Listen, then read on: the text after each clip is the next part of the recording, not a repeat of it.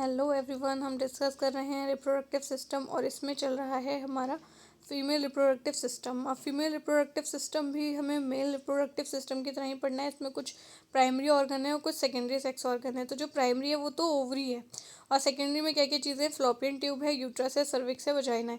Accessory gland यहाँ पर कौन सी उपस्थित होती है? बारथोलिन ग्रंथि होती है, और वल्वा एक्सटर्नल जेनाइटल क्षेत्र जिसे भ्रूण क्षेत्र भी कहते हैं। अब इसका स्ट्रक्चर हम देखते हैं तो सबसे ऊपर की ओर जो हमको स्ट्रक्चर दिखाई दे रहा है वो हमारा फ्लोपियन ट्यूब का क्षेत्र है। जो फ्लोपियन ट्यूब दो संख्या में है, एक लेफ्ट और एक राइट साइड में, जो कि ओपन कहाँ होती है? जाकर के ओवरी में। तो इस तरीके से दो ओवरी हैं, और ओवरी जो खुलेंगी वो खुलेंगी आपकी फ्लोपियन ट्यूब में, और फ्लोपियन ट्यूब की जो ओपनिंग होगी वो होगी यूट्रस में। यूट्रस के जस्ट नीचे का जो पार्ट है वो वजाइना क्षेत्र है। तो अब हम इसको देख रहे हैं कि इसमें अगर जब ओवरी में एग डेवलप होता है तो फर्टिलाइजेशन का कार्य फ्लोपियन ट्यूब में होता है। तो जहाँ ओवरी और फ्लोपियन ट्यूब की सेम जगह है, ओपनिंग पॉइंट है, इसे फिम्बर कहते हैं।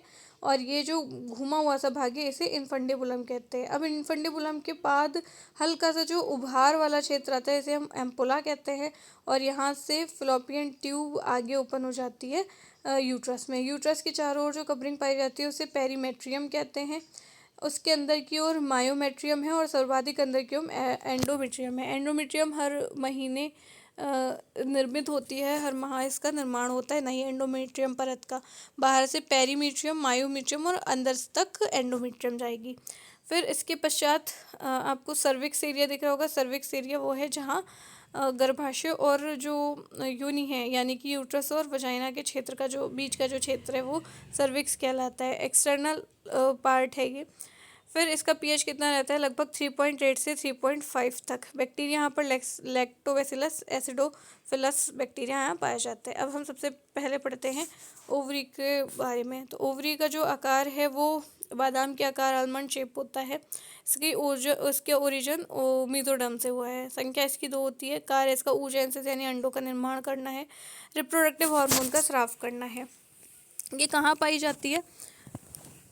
तो ओवरी की जो स्थिति होती है वो होती है एब्डोमिनल कैविटी में, यानी उदरीय गुहा में।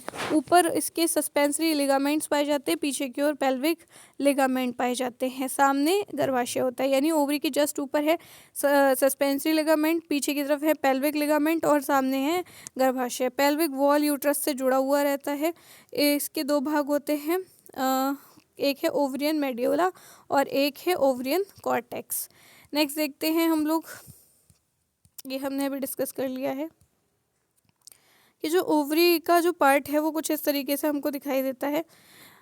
यहाँ पर हम देख पा रहे हैं कि अंदर का जो भाग है इसको हम कॉर्टेक्स पार्ट कह रहे हैं, है ना। और इसमें आपको ओवरियन कॉर्टेक्स में पुटिका यानी फॉलिकल्स दिखाई देती हैं। यही फॉलिकल्स धीरे धीरे डेवलप्ड होकर के एग बनाती हैं। इसके चारों ओर एक कवरिंग पाई जा रही है जिसका नाम है albuginea germinal epithelium. Albuginea germinal epithelium के आसपास जननिक उपकला, घनाकार उपकला ऊतक हैं। जननिक उपकला, या जिन्हें हम घनाकार उपकला ऊतक भी कहते हैं।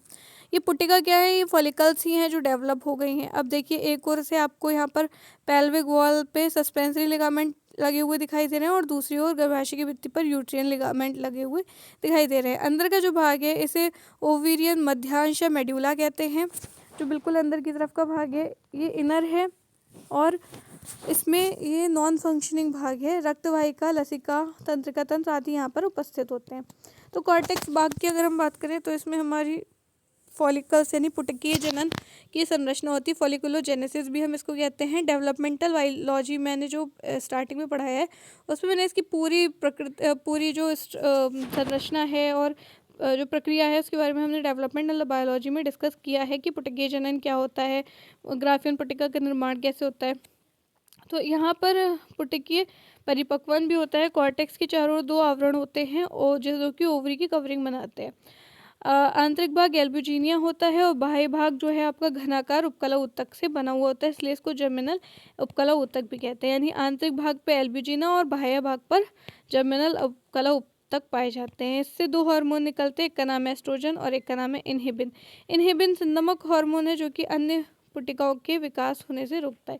तो सबसे पहले जो हम स्ट्रक्चर देख रहे हैं ओवरी का वो कुछ इस तरीके से दिखाई देता है। ये हाइलम है, हाइलम के निकटस्थ तंत्रिका जो नर्व्स हमें दिखाई देती है यही हमें सेंसेशन कराती हैं कि कभी दर्द होता है, कोई भी समस्या होती है तो तंत्रिकाओं के माध्यम से होता है।